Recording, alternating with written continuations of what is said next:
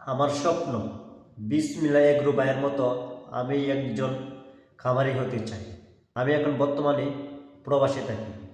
তো এই প্রবাস থেকে দেশে গিয়ে একজন সফল খামারি হতে চাই। সফল করা মালিক একমাত্র আল্লাহ, কিন্তু আমাকে চেষ্টা করতে হবে।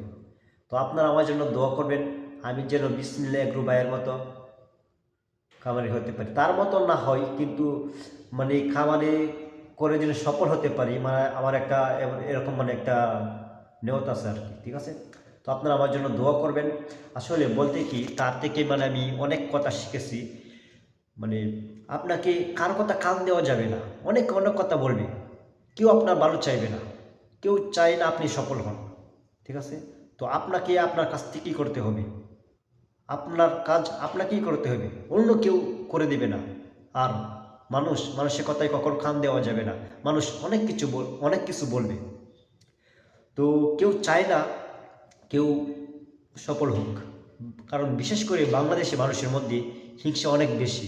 আমার মনে হয় আর কি, আল্লাহ না করুক আমি যেন জীবনে কারো ক্ষতি না করি, কারণ একজনের ক্ষতি করা আমি পছন্দ করি না। তো আপনারা আমার জন্য দোয়া করবেন, বিশেষ করে আমি যেন সফল হতে পারি। আমার যে মানে একটা উদ্দেশ্য, আমি যেন উদ্দেশ্যের কাছে যেতে পারি, যেন আমার উদ্দেশ্য সফল করতে পারি।